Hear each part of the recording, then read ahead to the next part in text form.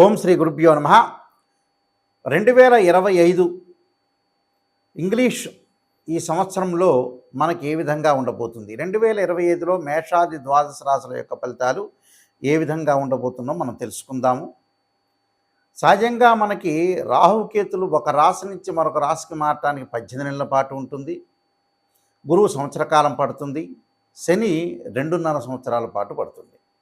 అలానే రవి, బుధ, శుక్రగ్రహాలు 30 రోజుల పాటు ఒక రాశి నుంచి మరొక రాశికి మారటం, కుజుడు 45 రోజుల పాటు మారటం, చంద్రుడు 2.5 రోజుల పాటు పడుతూ ఉంటుంది. మరి ఈ 2025లో అతి పెద్ద గ్రహాలను మనం అంచనా వేసుకునేటట్లయితే, అంటే మిగతా గ్రహాలన్నీ కూడా కొంత మార్పులు జరుగుతూ ఉంటుంటాయి. కొన్ని కాంబినేషన్స్, కొన్ని కంజంక్షన్స్ జరుగుతుంటాయి సహజంగా. అవన్నీ కూడా నెల రోజుల పాటు ఒక రాశి నుంచి మరో రాశికి 45 రోజుల పాటు మారుతూ ఉంటాయి. సహజంగా అవన్నీ కూడా మార్పులు జరుగుతుంటాయి. కానీ అతిపెద్ద గ్రహాలైన రాహుకేతులు మనకు అనుకున్నట్టుగా 18 నెలల పాటు ఉంటాడు. శని 2.5 సంవత్సరాలు, గురువు సంవత్సర కాలం పాటు ఉంటాడు.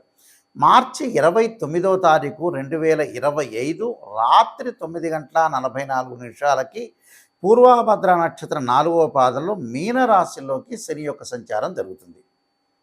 అలానే మే 14వ తారీఖున 2025 ఉదయం 11:34 మృగశిర నక్షత్రం 3వ పాద ప్రవేశంతో మిథున రాశిలోకి గురువు సంచారం చేస్తాడు. అంటే వృషభ రాశి నుంచి మిథున రాశిలోకి సంచారం జరుగుతుంది. మే 20వ తారీఖు 2025 ఉదయం 6:45 పూర్వభాద్ర నక్షత్రం 3వ పాద కుంభరాశిలోకి ప్రవేశంతో రాహు కుంభరాశిలోకి మీనరాశి నుంచి కుంభరాశిలోకి ప్రవేశం జరుగుతుంది. అలానే మే 20వ తారీఖున ఉదయం 6:45 కేతు ఉత్తరా నక్షత్రం 1వ పాద సింహరాశిలోకి ప్రవేశం జరుగుతుంది. అంటే కన్య నుంచి సింహరాశిలోకి కేతు యొక్క ప్రవేశము, మీనం నుంచి కుంభరాశిలోకి రాహు యొక్క ప్రవేశము, వృషభం నుంచి మిథునంలోకి గురువు యొక్క ప్రవేశము, దానితో పాటు శని భగవానుడు కుంభం నుంచి మీనరాశిలోకి సంచారం చేస్తారు. అంటే అతిపెద్ద గ్రహాలు ఈ 4 గ్రహాలను బట్టి మనకి 2025లో ఏ విధంగా మేషాది ద్వాదశ రాశుల యొక్క ఫలితాలు ఏ విధంగా ఉన్నాయో ఒక్కసారి మనం తెలుసుకుందాం. ఈ 2025లో మిథున రాశి వాళ్ళకి ఏ విధంగా ఉందో ఒకసారి మనం తెలుసుకుందాము ఫలితాలు. మిథున రాశి వాళ్ళకు వచ్చేటప్పటికల్లా కేతు యొక్క బలం అనేది బాగా ఎక్కువగా ఉంది. కేతు యొక్క బలం ఒకటి, మిగతా గ్రహాల యొక్క కలయిక వల్ల కూడా 2025లో వాళ్ళకి అదృష్టం అనేది వరించే అవకాశాలు ఎక్కువగా ఉన్నాయి. ఇక్కడ మిథునం, కర్కాటకం, సింహం తృతీయ స్థానంలో కేతు యొక్క సంచారం అనేది మే 20వ తారీఖున తృతీయంలో కేతు సంచారం వల్ల ఆధ్యాత్మిక జ్ఞానం ఒకటి, తీర్థయాత్రలు ఒకటి, పుణ్యక్షేత్రాల్లో తిరిగే అవకాశాలు ఎక్కువగా ఉండటం, నదీ స్థానము, అలానే నదీ స్థానంతో పాటు కేతు యొక్క బలం వల్ల కూడా ఆర్థిక స్థితిగతి బాగా మెరుగుపడుతుంది. అంటే ఆర్థిక పరంగా బాగా పుంజుకునే అవకాశాలు బాగా ఎక్కువగా ఉంటాయి. లావాదేవీల విషయంలో కూడా చాలా చక్కని ఫలితాలు వచ్చే అవకాశాలు ఉంటాయి. ఆర్థిక పరంగా సంక్షోభం అనేది తగ్గుతుంటుంది. కానీ ఇక్కడ ఈ రాశి వాళ్ళకు వచ్చేటప్పటికల్లా జన్మంలో గురువు కూడా ఉంటాడు. ఆ జన్మంలో గురువు ఉండటం వల్ల ఏమిటి, ఆర్థిక పరంగా లావాదేవీల విషయంలో కూడా అనుకూలంగా ఉన్నా కొద్దిగా డబ్బులు ఖర్చు చేసే సూచనలు ఉంటాయి. కానీ 70% వాళ్ళకి చాలా మిగతా గ్రహాల యొక్క కలయిక వల్ల చాలా అద్భుతమైన రిజల్ట్స్ వచ్చే అవకాశాలు ఉంటాయి. అలానే గౌరవం కానీ, అలానే సన్మానాలు కానీ, అవార్డులు కానీ, రివార్డులు కానీ రావటం ఒకటి, తర్వాత వాహనాల మీద ప్రయాణాలు చేయటం, ఎమినెంట్ స్కాలర్స్తో బాగా పరిచయాలు పెరగటం, అద్భుతమైన రిజల్ట్స్ వచ్చే అవకాశాలు బాగా ఎక్కువ ఉంటాయి. అంటే అన్నీ కూడా అనుగుణంగా వాళ్ళు ఏదైతే పనులు చేయాలనుకున్నారో ఆ పనిలో ప్రతి పనిలో కూడా విజయం సాధించే అవకాశాలు ఎక్కువగా ఉంటాయి. కాబట్టి ప్రతి పనిలో కూడా విజయం సాధించే అవకాశం ఉంది కాబట్టి వాళ్ళకి అన్నీ కూడా వాళ్ళకి అనుగుణంగా ఉండే అవకాశాలు ఎక్కువగా ఉంటాయి. విదేశాలకు వెళ్ళే అవకాశాలు ఎక్కువగా ఉంటాయి. అలానే విదేశాల్లో మంచి విశ్వవిద్యాలయంలో సీట్లు లభించటం ఒకటి, ఆర్థిక పరంగా ఉన్నతమైన భావాలు కలిగి ఆర్థిక పరంగా పుంజుకునే అవకాశాలు ఎక్కువ ఉంటాయి. అంటే గతంలో ఏదైతే మిస్టేక్స్ చేశారో ఆ మిస్టేక్స్ అన్నీ కూడా సవరణ చేసుకుని, తప్పులన్నీ కూడా సవరణ చేసుకుని ముందుకు వెళ్ళే అవకాశాలు ఎక్కువగా ఉంటాయి. అంటే ప్రతి దానిలో కూడా అద్భుతమైన రిజల్ట్స్ వచ్చే అవకాశాలు బాగా ఎక్కువగా ఉంటాయి. అంటే ఇవన్నీ కూడా వాళ్ళ కలిసి వచ్చే కాలం అని చెప్పుకోవచ్చు. అలానే సంతానం లేని వ్యక్తులకు సంతానం కలగటం, వివాహం కాని స్త్రీ పురుషులకు వివాహాలు జరిగే అవకాశాలు ఎక్కువ ఉంటాయి. అయితే విద్యార్థుల మటుకు వేరే వ్యాపకాలను కూడా తగ్గించుకొని వాళ్ళు చదువు మీద బాగా కాన్సన్ట్రేషన్ చేసి ముందుకెళ్ళటం అనేది చాలా ఇంపార్టెంట్. అంటే చదువు పట్ల శ్రద్ధ పెట్టాలి. అలానే తల్లిదండ్రుల యొక్క ఆరోగ్యం పట్ల శ్రద్ధ పెట్టడం ఒకటి, అలానే వీళ్ళ యొక్క ఆరోగ్యం అనేది గతం కంటే కొంత కుదుటపడుతూ ఉంటుంది. యాక్టివ్నెస్ బాగా పెరుగుతుంటుంది, సంపాదించాలని ఒక ఆలోచన బాగా పెరుగుతుంటుంది. కాబట్టి వృత్తి ఉద్యోగ రంగాల్లో కానీ విశేషంగా కృషి చేసి డబ్బులు సంపాదించే అవకాశాలు ఎక్కువగా ఉంటాయి. అంటే అన్ని గ్రహాల యొక్క కలయికలను మనం చూసుకుంటున్నాం. కేవలం రాహుకేతువులు, గురువు, శనే కాదు, రవి, బుధ, శుక్రగ్రహాలు, కుజగ్రహము అలానే ప్రతిరోజు కూడా మారే చంద్రగ్రహాన్ని గోచారీత్యా ఇవన్నీ కూడా మనం పరిశీలన చేసినట్లయితే వీళ్ళకి 70% మిథున రాశి వాళ్ళకి చాలా అద్భుతమైన రిజల్ట్స్ వచ్చే అవకాశాలు ఎక్కువ ఉంటాయి. అంటే ఆర్థిక పరంగా ఆదాయాన్ని బాగా పుంజుకుంటారు, నూతన వ్యాపారాలు చేస్తుంటారు, నూతన వ్యాపారాల్లో బాగా పెట్టుబడులు పెడతారు, విదేశాలకు వెళ్ళటం, విదేశాల్లో కూడా మంచి ఉద్యోగమే కాకుండా బార్ రెస్టారెంట్లు కానీ, ఒక వ్యాపారాలు కానీ, ఫుడ్ సంబంధించిన కోర్ట్స్ కానీ, అలానే హోటల్స్ కానీ, రెస్టారెంట్లు కానీ ఇలాంటివన్నీ కూడా ఒక గ్రోసరీ స్టోర్స్ కానీ, మిల్క్ బిజినెస్ కానీ, వాటర్ ప్లాంట్ కానీ ఇలాంటి బిజినెస్లు కూడా స్టార్ట్ చేసే అవకాశాలు బాగా ఎక్కువగా ఉంటాయి. అంటే మిథున రాశి వాళ్ళకి టోటల్గా చాలా అద్భుతమైన రిజల్ట్స్ వచ్చే అవకాశాలు ఎక్కువగా ఉంటాయి. అయితే వాళ్ళకు వచ్చేటప్పటికల్లా కుంభరాశిలో రాహు యొక్క సంచారం జరుగుతుంటుంది. అంటే నవమ స్థానంలో రాహు యొక్క సంచారం వల్ల కూడా విదేశాలకు వెళ్ళే అవకాశాలు బాగా ఎక్కువగా ఉండటం, అలానే విదేశాలతో పాటు అన్ని పనులు కూడా అనుకూలంగా చేయాలని ఆలోచన సరళి బాగా పెరుగుతూ ఉంటుంది. ఆలోచన సరళితో పాటు వీళ్ళకి దశమ స్థానంలో శని యొక్క సంచారం, అంటే దశమ స్థానంలో శని యొక్క సంచారం వల్ల మిథున రాశి వాళ్ళ కంటక శని అంటారు. కంటక శని వల్ల ఎలాంటి ఫలితాలు వస్తాయి? కొంత డబ్బులు ఖర్చు అవుతూ ఉంటుంటాయి. అంటే పెద్దగా ఖర్చు అయ్యే సూచనలు ఉండవు, కానీ ఒక 25% డబ్బులు ఖర్చు అవుతుంటాయి. ఆ ఖర్చులను కొంత పొదుపు చేసుకోండి. అధికారులతోటి ఒత్తిడి గురయ్యే అవకాశాలు ఎక్కువ ఉంటాయి.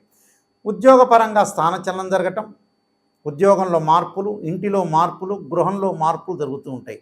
అంటే కొంత పిల్లల యొక్క పెళ్ళిళ్ళకు కూడా కొంత ఖర్చు చేసే అవకాశాలు, పిల్లల యొక్క చదువులకు కూడా బాగా ఖర్చు చేసే అవకాశాలు ఎక్కువ ఉంటాయి. కాబట్టి ఇక్కడ కంటక శని అనేది ప్రారంభమవుతుంది. కాబట్టి ఏదైతే 2025లో కొద్దిగా ఆరోగ్యం అనేది కుదుటపడుతున్నా మనం ఆరోగ్యం పట్ల శ్రద్ధ వహించడం అనేది చాలా ఇంపార్టెంట్. ఎవరితోనా మాట్లాడేటప్పుడు కూడా బంధుమిత్రులతోటి కానీ, స్నేహితులతో కానీ మనం మాట్లాడుతున్నాం కదా అని ఎక్కువగా మాట్లాడటం, అతిగా వాటితో గొడవలు, తగాదులు, కోర్టు సమస్యలు రాకుండా చూసుకోవటం అనేది చాలా ఇంపార్టెంట్. కోర్టు సమస్యలు, వివాదాలు, ఆర్గ్యుమెంట్స్ రాకుండా చూసుకోండి, చికాకులు కలగకుండా చూసుకోండి. అన్ని రహస్యాలన్నీ కూడా పక్కన వాళ్ళందరికీ కూడా చెప్పి అనవసరంగా మనం డిస్టర్బెన్స్ అయ్యే అవకాశాలు అనేవి ఉంటాయి. కాబట్టి ఆ విషయంలో కొద్దిగా శ్రద్ధ పడితే మీకు 70% చాలా బాగుందని చెప్పుకోవచ్చు. అన్నీ కూడా ఆర్థిక పరంగా కానీ, ఆదాయపరంగా కానీ చాలా అద్భుతమైన రిజల్ట్స్ ఇచ్చే అవకాశం ఖచ్చితంగా ఉంటుంది. ఇంకా ఈ దోషాలన్నీ కూడా తొలగిపోవాలంటే నేను చెప్పిన పరిహారాలు చేసుకుని ముందుకెళ్ళండి, మీకు మంచి జరిగే అవకాశం ఖచ్చితంగా ఉంటుంది. ఈ రాశుల వాళ్ళందరూ కూడా చక్కగా కొన్ని అనుసరించాల్సిన నియమాలన్నీ ఉన్నాయి. ఈ సంవత్సరం అంతా కూడా 2025లో ఈ రాశుల వాళ్ళందరూ కూడా అనుసరించాల్సిన విధానం ఏమిటి, విధి విధానాలని అనుసరిస్తే మన జీవితం అనేది ఎలాంటి మలుపు తిరగబోతుంది అంటే, వృత్తి ఉద్యోగ వ్యాపారం కానీ, వివాహం కానీ, అలానే ఆరోగ్యపరంగా కానీ, ఆర్థిక సమస్యలు కానీ, కోర్టు సమస్యలు కానీ ఇలాంటివన్నీ కూడా ఇబ్బందులు కలగకుండా ఉండటానికి నేను కొన్ని ప్రత్యేకంగా రెమెడీస్ చెబుతాను. ఆ రెమెడీస్ అనేవి మీరు పాటించండి, మీకు మంచి జరిగే అవకాశం ఖచ్చితంగా ఉంటుంది. 2025లో గణపతి యొక్క ప్రార్థన చేయండి. గణపతి యొక్క ప్రార్థనగా చేయాలి అని అంటే మనకి 2025 సంవత్సరంలో సహజంగా సంకష్టహర చతుర్థి వ్రతాన్ని పాటించండి. సంకష్టహర చతుర్థి వ్రతాన్ని ప్రతి నెలలో చేసుకోవటం కానీ, లేకపోతే నెలకి ఒక నెలలో చేస్తే నెక్స్ట్ మంత్ ఆపేసుకొని ఆపై మంత్లో కానీ సంకష్టహర చతుర్థి గణపతి యొక్క ప్రార్థన, గణపతిని గకార అష్టోత్తరంతో ప్రార్థన చేయటం చేయండి. అంటే వక్రతుండ మహాకాయ కోటి సూర్య సమప్రభ నిర్విఘ్నం కురుమే దేవా సర్వకార్యేశ్వరుదా అనే మంత్రాన్ని చక్కగా చదువుకోండి. వీలైతే తత్పురుషాయ వక్రతుండాయ ధీమహే తన్నోదంతి ప్రచోదయాత్ అనే మంత్రాన్ని చదవటం ఒకటి. గణపతి యొక్క ఆలయాలను దర్శనం చేయండి. అది ఎప్పుడు సంకష్టహర చతుర్థి రోజున కానీ, బుధవారం కానీ, హస్త నక్షత్రం కానీ. అంటే మన జీవితంలో ఉండే విజ్ఞానాన్ని కూడా తొలగిపోతుంటాయి.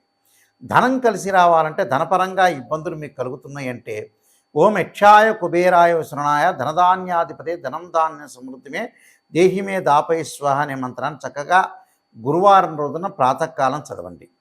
వీలైతే ఇది నేను చదవలేను గురువుగారు అని చెప్పిన వ్యక్తులకి దేవానాంచ ఋషీనాంచ గురుకాంచన సన్నిభం బుద్ధిమతం త్రిలోకేశం తమ నమామి బృహస్పతిమని ప్రదోషకాల సమయంలో 2025లో ప్రతి గురువారం రోజున సాయంత్రం పూట చదవండి.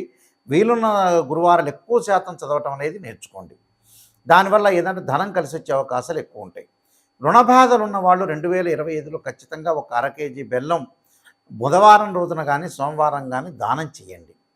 దానితో పాటు ముఖ్యంగా వీలైతే శనివారం రోజున నల్ల నువ్వులు దానం చేయటం, ఆదివారం రోజున మినుములు, అలానే శనివారం రోజున ఉలవలు, గురువారం రోజున శనగలు దానం చేయటం అనేది మర్చిపోవద్దండి.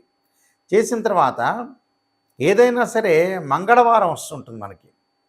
అంటే మంగళవారం రోజున కానీ వీలైతే మృగశిర, చిత్త, ధనిష్ట నక్షత్రం రోజుల్లో కానీ కందులు దానం చేయండి. కందులు దానం చేయటంతో పాటు చక్కగా కందుల్ని ముందు రోజున నానబెట్టి ఆవుకు పెట్టడం అనేది కూడా నేర్చుకోండి. అలానే వాహన ప్రమాదాలు ఇవన్నీ కూడా కలగకుండా ఉండాలంటే ఖచ్చితంగా సుబ్రహ్మణ్య స్వామి యొక్క ఆరాధన చేయండి. తత్పురుషా విద్యే మహాసేనాయ ధీమే తన్నో షణ్ముఖ ప్రచోదయాత్ అనే మంత్రాన్ని చక్కగా చదవండి. కోర్టు సమస్యలు కూడా మీకు పరిష్కారం జరిగే అవకాశాలు ఖచ్చితంగా ఉంటాయి.